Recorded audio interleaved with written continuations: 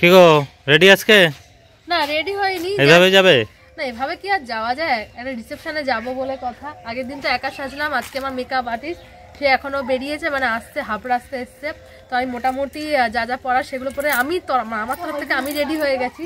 দিদি আসবে আমাকে সাজুগুজু করাবে, কেমন লাগবে যে ফুল লুকস তোমাদেরকে অবশ্যই দেখাবো।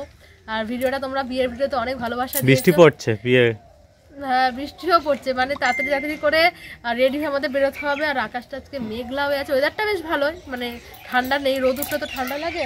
তো যাই হোক ফটাফট রেডি হয়ে যাবো, রেডি হয়ে তোমার সাথে ফুল লুকে দেখা হচ্ছে। বিয়ের পর এই প্রথম মানে মেকআপ আর্টিস্টকে দিয়ে আমি সাজছিলাম। বিয়ে বউ ভাতে তো সেজেছিলাম নিজের বিয়ে বউ ভাতে, তো অনেক দিন পর সাজবো। আর তার চেয়েও বড়ো কথা কি জানো, রিসেপশানে সেই 1 বছর আগের শাড়িটা আমি আজকে দেওয়ারের রিসেপশানেতে পরবো। তো আমি তো প্রচণ্ড এক্সাইটেড ছিলাম যে কেমন সাজাবে বা কীরকম আমাকে লাগবে, বুঝতে পারছিলাম না।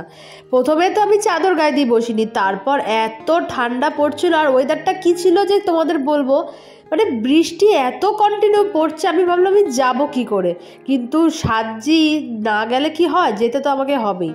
তো সব কিছু সাজার পর দেখলাম চোখটা ভীষণ সুন্দর লাগছিলো আমাকে।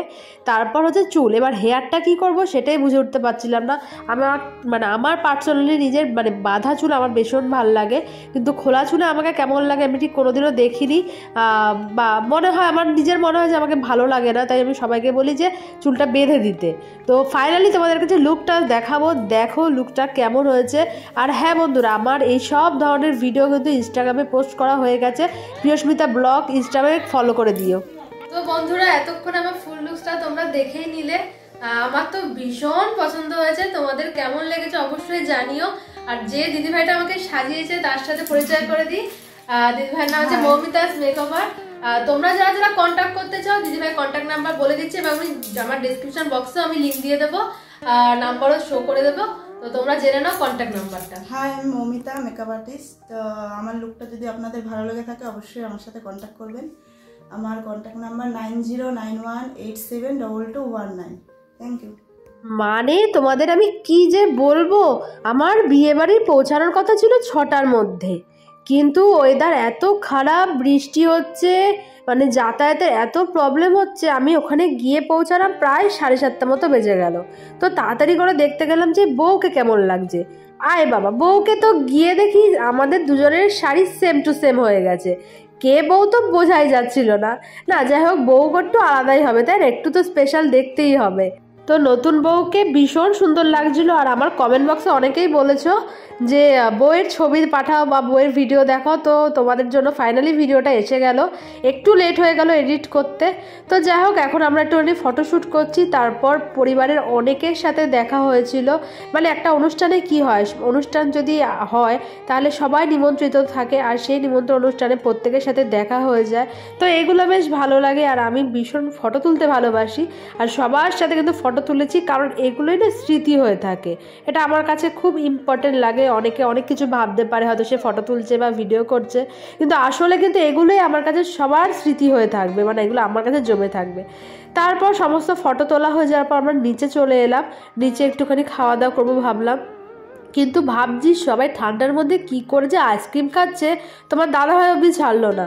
তো সবাই খাওয়ার পর আমি ওকে বলছি আমার জন্য পকোড়া এনে দাও, আর ও আমাকে উল্টে বলছে তুমি কিন্তু আইসক্রিম খাবে। আমার তো এমনি গলা ভেঙে গেছে, ঠান্ডা লেগেছে, আমি কি পাগল হয়ে যাবো আইসক্রিম খেয়ে, আরও শরীর খারাপ করবো নাকি। তারপর তো আমাদের আবার অ্যানিভার্সারি আছে না, না তো ঠান্ডা লেগে যাবে। তো আমি বেসিক্যালি আইসক্রিমটা ভালো অতটা বাসি না, বিয়ের দিনও আইসক্রিম নিয়ে তোমার দাদাভাইকে দিয়ে দিয়েছিলাম। তো যাই হোক, তারপর বললাম যে একটু পকোড়া এনে দাও, পকোড়া খাওয়া দাওয়া যাক। তো এখানে অনেকে আসছিল, নতুন নতুন সব মাসিরা, তাদের সাথে কথা হচ্ছিল, আলাপ হচ্ছিল, বেশ ভালোই লাগছিল। এর মাঝে একটা কথা বলি, তোমাদের ফেসবুকের কাদের বোনাস চালু হয়ে গেছে অবশ্যই কিন্তু কমেন্ট করে জানিও, আর কার কার এখনও বোনাস অপশানটা অন হয়নি সেটাও কিন্তু জানিও, কারণ তোমাদের কমেন্টের বেসিসে আমি বোনাস কি করে অন হবে বা বোনাস থেকে কি করে টাকা পাওয়া যাবে সেই ভিডিও কিন্তু আমি তাহলে শেয়ার করব। এতগুলো তো কথা বললাম, কিন্তু এইটাই তোমাদের থেকে জানা হলো না যে আমাকে সেদিন কেমন লাগছিল, বিয়ের দিন নাকি বউ ভাতের দিন, কোন লুকসটা বেশি ভালো লাগছিল অবশ্যই কিন্তু কমেন্ট করে জানিও। তারপর তো আসল জায়গা, পেট পুজো করতে হবে। আমরা 3 জন খেতে বসে গেছি। আর তোমরা অনেকেই বলতে বলো তোমার শ্বশুরমশাই কোথায়। হ্যাঁ, বাবা তাড়াতাড়ি করে খেয়ে বাড়ি চলে গেছিলো, বাড়িটা তো ফাঁকা ছিল তাই আগে খেয়ে চলে গেছিলো।